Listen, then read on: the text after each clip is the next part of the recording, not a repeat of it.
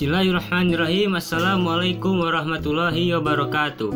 Alhamdulillahillazi arsala rasulahu bil huda wa dinil haq yuzrahu ala dini kulli wa kafa billahi syahida. Asyhadu an la ilaha illallah wa asyhadu anna Muhammadan abduhu wa rasuluh la nabiyya ba'da.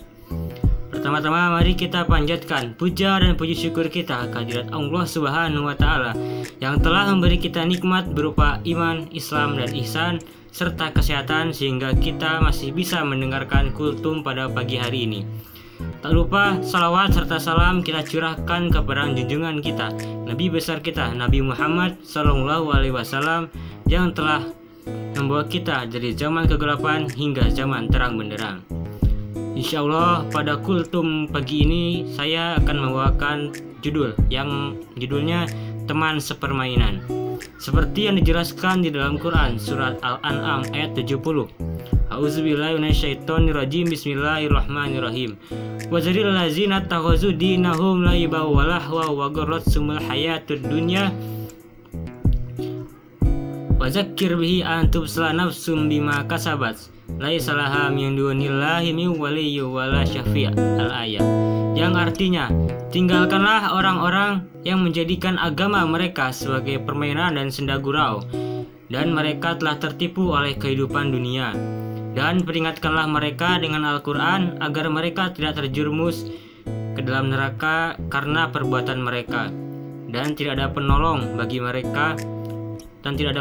mereka selain Allah Subhanahu wa taala. Jadi di dalam ayat ini kita disuruh oleh Allah Subhanahu wa taala untuk meninggalkan orang yang menjadikan agama sebagai senda gurau dan permainan. Seperti contohnya saat kita berada di suatu tempat dan saat itu azan telah berkumandang. Kita mengajak teman kita ke masjid. Tapi teman kita mengatakan apa? Ya udah santai aja, masjidnya nggak akan lari kok. Ya emang masjid tidak akan lari, tapi bagaimana jika nyawa kita lari duluan sebelum kita pergi ke masjid? Apa yang harus kita lakukan? Menyesal pun tak ada gunanya. Jadi seperti itu. Dan saat memilih teman ini, Rasulullah telah mencontohkan saat beliau hijrah ke Madinah atau Yathrib.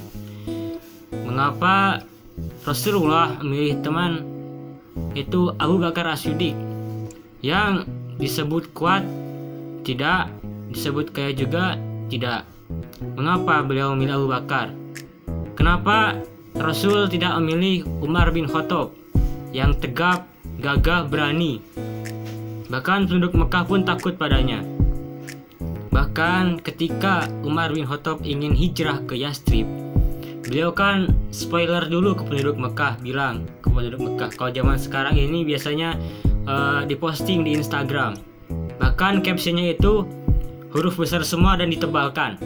Captionnya gini: wahai penduduk Mekah, saya akan berhijrah. Barang siapa yang ingin menghalangiku berhijrah, maka dia ingin istrinya jadi janda, anaknya jadi yatim. Barang siapa yang tetap ingin menghalangiku untuk berhijrah, temui aku di belakang bukit.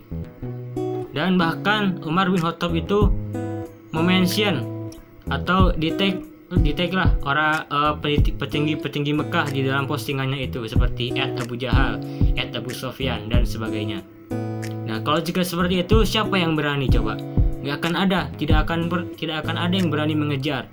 Bahkan Rasul pun tenang, aman, damai, sentosa sampai Yathrib. Tidak ada pengejaran oleh Suraqah dan yang sebagainya. Dan mengapa Rasul tidak memilih Utsman bin Affan yang hartanya tajir melintir, kaya raya? Dan siapa tahu jika Rasul hijrah bersama Utsman bin Affan, tidak perlu panas-panasan memakai unta. Ya bisa hijrah memakai Lamborghini atau Ferrari, kan enak, adem gitu. Atau saat berhenti di rest area pun tidak usah berteduh di bawah pohon atau di dalam gua. Bisa istirahatnya di villa mewah, ada pemandian air panasnya gitu kan, enak, nyaman gitu hijrahnya. Mengapa beliau tidak bersama Utsman? Mengapa beliau malah memilih Abu Bakar As-Siddiq? Karena Rasulullah memilih teman bukan karena hartanya, bukan karena fisiknya, dan bukan karena jabatannya. Rasulullah memilih teman karena akhlaknya, karena hatinya, karena Abu Bakar hatinya paling baik. Abu Bakar itu tidak pernah mencela, tidak pernah membantah sedikit pun perkataan Rasulullah SAW. Makanya Rasul memilih Abu Bakar, lebih memilih Abu Bakar daripada Umar maupun Utsman bin Affan. Maka dari itu, kita sebagai umat Muhammad harus mengikuti apa yang telah diajarkan oleh Nabi kita, bahwasanya memilih teman bukan karena harta, fisik maupun jabatannya, tetapi karena akhlaknya. Kan zaman sekarang ini banyak kejadian kasus seperti itu. Misalnya yang cakep kumpul sama yang cakep gitu kan, yang ganteng kumpul sama yang ganteng, yang cantik kumpul sama yang cantik, yang burik kumpul pula sama yang burik.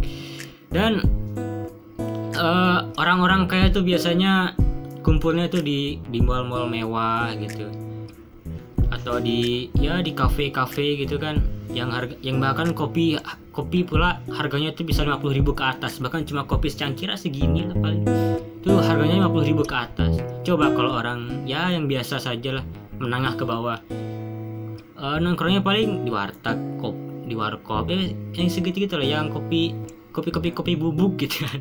Ya beda, sangat miris gitu. Tapi itu masih mending daripada kita berteman hanya ingin mendapatkan keuntungan. Misal ketika kita membutuhkan uang, kita pura-pura mendekati orang yang punya duit. Dan jika kita sedang terancam nyawa misalnya, kita dekati orang yang kuat fisiknya.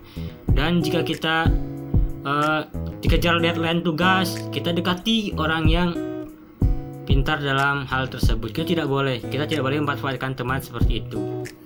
Dari itu kita harus berteman dengan orang yang hatinya baik, bukan karena harta, fisik maupun jabatannya. Seperti itu. Mungkin cukup sekian yang bisa saya sampaikan, kurang lebihnya mohon maaf. Billahi fisabilillah. Wassalamualaikum warahmatullahi wabarakatuh.